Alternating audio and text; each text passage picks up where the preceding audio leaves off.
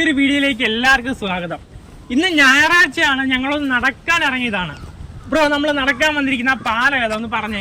ഓലയിൽ കടവ് പാലം. ഈ പാലത്തിന് നല്ലൊരു പ്രത്യേകതയുണ്ട്. അതൊക്കെ നിങ്ങൾക്ക് വഴിയെ ഞങ്ങൾ പറഞ്ഞു തരുന്നതായിരിക്കും. അപ്പൊ നമുക്ക് നടക്കാം. ജീവിക്കണം അഷ്ടമുടി, ജീവനാണ് അഷ്ടമുടി. ഈ ബോർഡ് എഴുതി വെച്ചിരിക്കുന്നതിന്റെ താഴെ തന്നെയാണ് മാലിന്യം വന്ന് അടിഞ്ഞുകൂടിയിരിക്കുന്നത്. ഇവിടെ ഓലേ ബ്രദേഴ്സിന്റെ പ്രവർത്തനരഹിതമായ പഴയ ഒരു ക്ലബ്ബ് കാണാം.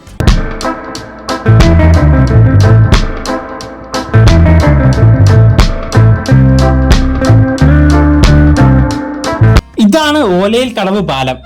അതായത് KSRTC ബസ് സ്റ്റാൻഡിൽ നിന്ന് നഗരം ചുറ്റാതെ പുറത്തോട്ട് പോകാൻ സാധിക്കുന്ന പാലം. മനോഹരമായ അഷ്ടമുടി കായലിന്റെ നടുവിൽ കൂടാണ് ഈ പാലം കടന്നു പോകുന്നത്.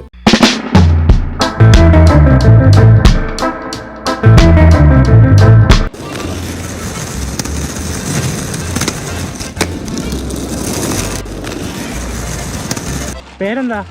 പേര് എത്ര നാളാ ഇവിടെ പ്രാക്ടീസ് ഒക്കെ തുടങ്ങിയിട്ട്?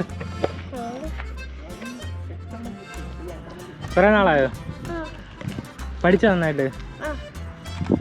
എവിടാ വീട്? ഏത് ക്ലാസ്സിൽ പഠിക്കുന്നത്? 1ാം ക്ലാസ്. എന്നൊരു ഹായ് പറഞ്ഞു. ഓക്കെ.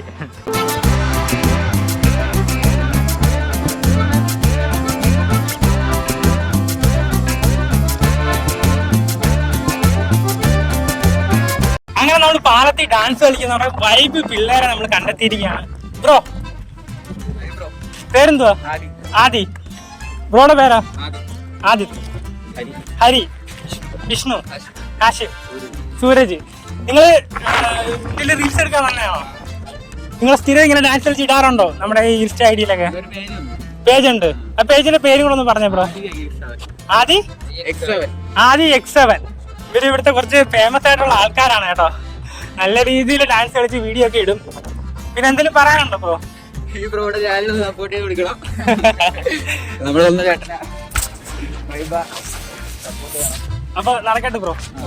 ഓക്കെ, എന്നാ കാണാം. ശരി. ഈ പാലത്തിന്റെ ഏറ്റവും വലിയ പ്രത്യേകത എന്തെന്ന് പറഞ്ഞാൽ മൊയ്തീനെയും കാഞ്ചനമാലയും പോലെ ഒരിക്കലും ഒന്നിക്കാത്തൊരു പാലമാണിത്. ഈ പാലം എവിടെ കൊണ്ടുവന്ന് കൂട്ടിമുട്ടിക്കുമെന്ന തർക്കത്തിലാണ് ഇപ്പോഴും അധികാരികൾ. 2 വർഷമായി പാലം ഇങ്ങനെ പണിതീരാതെ കിടക്കുകയാണ്. ഈ പാലം നിർമ്മാണം പൂർത്തിയാക്കി പകുതിക്ക് നിൽക്കുകയാണ്. 60 കോടി രൂപ ചെലവാക്കിയാണ് ഈ പാലം നിർമ്മിച്ചിരിക്കുന്നത്. 3 കൊല്ലമായിട്ട് ഈ പാലം കൊടുക്കാത്തതിന്റെ ഉത്തരവാദി ഇതിന്റെ ബന്ധപ്പെട്ട അധികാരികളും ഉദ്യോഗസ്ഥരാണ്. ഈ പാലം ഈ തേവള്ളി പാലത്തിന്റെ അടിയിൽ കൂടെ കൊണ്ടുപോകുന്ന രീതിയിലാണ് ചെയ്തത്. അവിടെ അതിന്റെ ഭാവി സാധ്യതകൾ എന്നും മനസ്സിലാക്കാതായി അവസാനം അത് തർക്കത്തിൽ കലാശിച്ചു. അങ്ങനെ അത് 2-3 കൊല്ലമായിട്ട് ഇങ്ങനെ അതിൻ്റെ തുടർ പരിപാടി നടക്കുന്നില്ല. അന്ന് ഈ പാലം ഒരു 100 മീറ്ററൂടെ ചെയ്തിരുന്നെങ്കിൽ NCC ക്വാർട്ടേഴ്സിൻ്റെ ഗവൺമെൻറ് സ്ഥലം അക്യൂർ ചെയ്യേണ്ട, അവിടുന്ന് അത് ജോയിൻറ്റ് ചെയ്തിരുന്നെങ്കിൽ ഒരുപക്ഷെ ഇത് പൂർത്തീകരിച്ചില്ലെങ്കിൽ ഈ റോഡ് കണ്ടെയ്നർ ലോറികൾ ഉൾപ്പെടെ പോകത്തക്ക രീതി ഹൈവേ പോയി ആലപ്പുഴ സൈഡിലേക്ക് പോകാനും എങ്ങോട്ട് പോകാനും പറ്റും. അത് അധികാരികൾ ചെയ്തില്ല. അവരുടെ ഭാവി ദീർഘവീക്ഷണം ശരിയല്ല. ഇനിയെങ്കിലും ഇത്രയും രൂപ ചെലവാക്കിയത് പാലം തുറന്നു കൊടുക്കുവാനും ഇതിന്റെ നടപടികൾ പൂർത്തീകരിക്കുവാൻ ശ്രമിക്കണമെന്ന് ആണ് എൻ്റെ അഭിപ്രായം. ഈ പാലം തുറന്നു കഴിഞ്ഞാൽ നമുക്ക് ഇത്രയും മനോഹരമായ കാഴ്ചകൾ കണ്ട് ഇവിടെ ഇങ്ങനെ നിൽക്കാൻ പറ്റത്തില്ല. കാരണം വലിയ വലിയ കണ്ടെയ്നർ ലോറിയൊക്കെ ആയിരിക്കും ഈ ഒരു പാലത്തിൽ കൂടെ കടന്നു പോകുന്നത്. ടൂറിസത്തിന് ഏറ്റവും വലിയ പ്രാധാന്യമുള്ള കായലാണ് നമ്മുടെ അഷ്ടമുടി കായലും, അതേപോലെ തന്നെ നമ്മുടെ ആശ്രാമം മൈതാനവും നമ്മുടെ KSRTC സ്റ്റാൻഡും എല്ലാം. ഇവിടെ ഭാവിയിൽ നമ്മുടെ മറൈൻ ഡ്രൈവ് പോലൊക്കെ വരുന്നുണ്ടെന്ന് പറയുന്നു. നല്ല സംഘാടകരില്ലാത്തതാണ് കൊല്ലത്തിൻ്റെ ഏറ്റവും വലിയ ഒരു പോരായ്മ അല്ലേ? അല്ലെങ്കിൽ പല പല പരിപാടികൾ നടക്കേണ്ടതാണ് ഈ കൊല്ലത്ത്, വലിയ വലിയ പരിപാടികൾ പ്രതീക്ഷിക്കുന്നു. ഇവിടെ എക്സ്ട്രീം സ്പോർട്സ് ഐറ്റംസ് പ്രാക്ടീസ് ചെയ്യുന്ന കുറച്ച് ചെറുപ്പക്കാരെ നമുക്ക് പരിചയപ്പെടാം.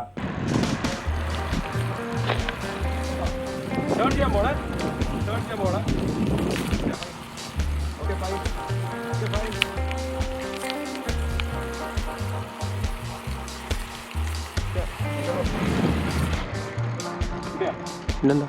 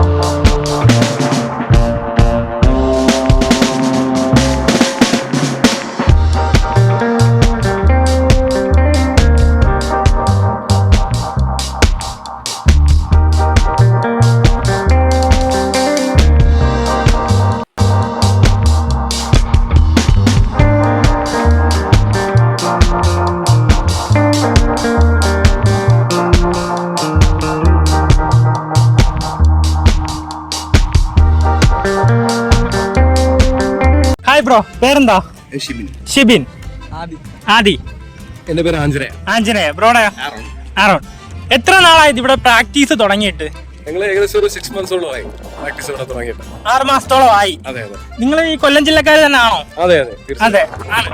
അപ്പൊ ഏതിന്റെ അണ്ടറിലാണ് ഈ ഒരു സ്പോർട്സ് ഐറ്റംസ് എല്ലാം വരുന്നത്? എക്സ്ട്രീം സ്പോർട്സ് ആണ്. ബ്രോ, ഇതുമായി ബന്ധപ്പെട്ട ഫ്യൂച്ചർ പ്ലാൻ എന്തൊക്കെയാണ്? ഇതിന്റെ അടുത്ത ലെവലിലേക്ക് പോകണമെന്നുണ്ട്. അടുത്ത ലെവലിലേക്ക് ബ്രോയുടെ തന്നെയാണോ?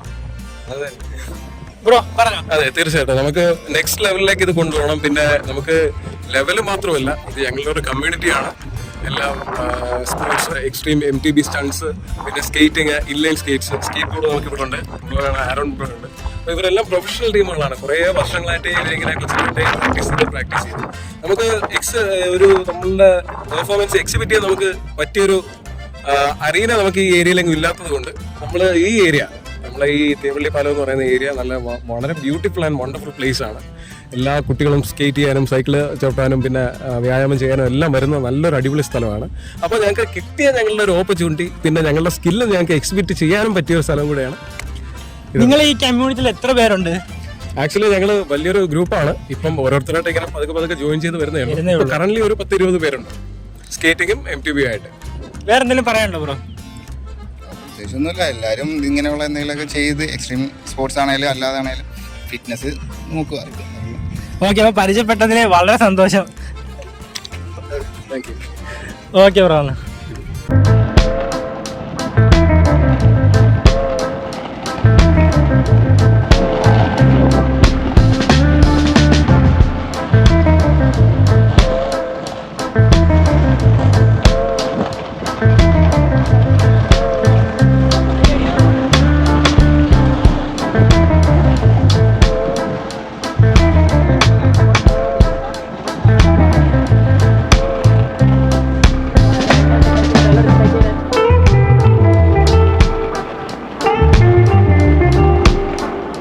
ഹലോ സാർ, പേരെന്ന് പറയാമോ? എൻ്റെ പേര് വിപിൻ എന്നാണ്. ഞാൻ ഇതിനകത്ത് 2 സ്കൂളുകളിൽ സ്കേറ്റിംഗ് പഠിപ്പിക്കുന്നുണ്ട്. കൊല്ലത്ത് തന്നെയാണല്ലോ? സെൻറ് ജൂണിലുണ്ട്, കൊട്ടിയം ഓക്സിലിയൻ സ്കൂളിലുണ്ട്. ഇത് അവിടുത്തെ സ്റ്റുഡൻസ് ആണ്. ഇവരൊക്കെ അത്യാവശ്യം ഒരു കോമ്പറ്റീഷൻ ലെവലിൽ പോകാനായിട്ട് നല്ല ചെയ്യുന്ന താല്പര്യമുള്ള കുട്ടികളെ നമുക്ക് നമ്മൾ സെലക്ട് ചെയ്തിട്ട് ഔട്ട് സൈഡിൽ കൊണ്ടുവന്നിട്ട് നമ്മൾ ട്രെയിൻ ചെയ്യിപ്പിക്കുന്നതാണ് ഇപ്പോൾ ചെയ്യുന്നത്. നമുക്കിത് ബേസിക് പഠിപ്പിക്കുന്നതിന് വേണ്ടിയിട്ട് ഫസ്റ്റ് ആദ്യമേ വേറൊരു സ്കേറ്റ് ഉണ്ട്. അത് നമ്മുടെ സാധാ ക്യാൻവാസ് ഷൂവിൻ്റെ അടിയിൽ വെച്ച് കെട്ടുന്നതാണ്. അതിന് വലിയ വിലയൊന്നുമില്ല, നിസ്സാരമായ തൊഴിലാണ്. അത് ബേസിക് പഠിക്കുന്നതിന് വേണ്ടിയിട്ടുള്ളത്. അതായിട്ട് ബേസിക് പഠിച്ച് ഒരു ലെവലായതിനു ശേഷമാണ് നമ്മൾ ഈ കൂടിയ സ്കേറ്റിലോട്ട് മാറ്റുന്നത്. ഇത് ഇച്ചിരി കോസ്റ്റ്ലി ആയിട്ടുള്ള സ്കേറ്റാണ്.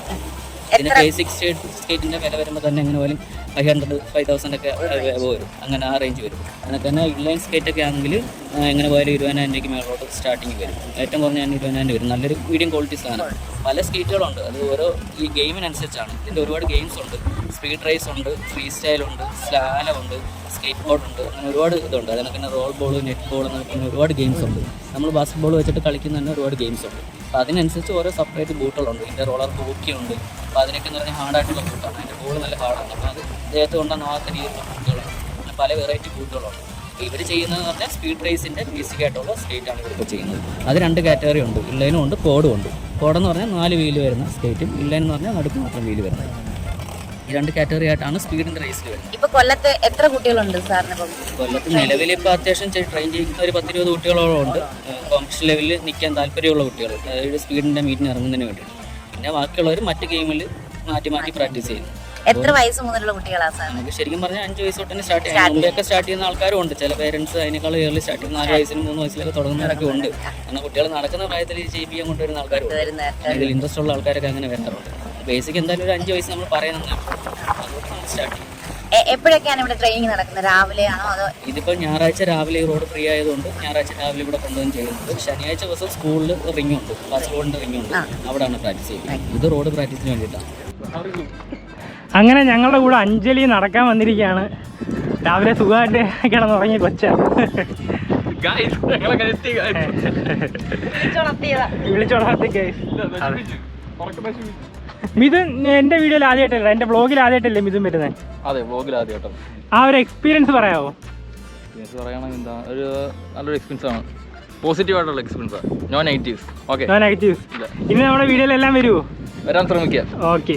നമ്മുടെ ഈ ഓലയിൽ കടവ് പാലം പണി തീരാത്ത കാലത്തോളം എല്ലാവർക്കും നടക്കാനും ഓടാനും റോളർ സ്കേറ്റിംഗ് പ്രാക്ടീസ് നടത്താനും ഒക്കെ പറ്റിയ ഒരു പാലം ഓലയിൽ കടവ് പാലം. നല്ലൊരു ഗ്രൗണ്ട് ഫീല് നമുക്കിവിടെ അനുഭവപ്പെടുന്നുണ്ട്. ഇഷ്ടംപോലെ ആൾക്കാരാണ് രാവിലെ നടക്കാൻ വരുന്നത്, രാവിലെയും വൈകിട്ടും നടക്കാൻ വരുന്നത്. ഇന്നിപ്പം കുറച്ച് ആൾക്കാർ കുറവാണെന്ന് തോന്നുന്നു, കാരണം മഴയുടെ ഒരു സമയമാണ്. അഷ്ടമുടി കായലിൻ്റെ ഭംഗി അത് പറയാതിരിക്കാൻ പറ്റില്ല.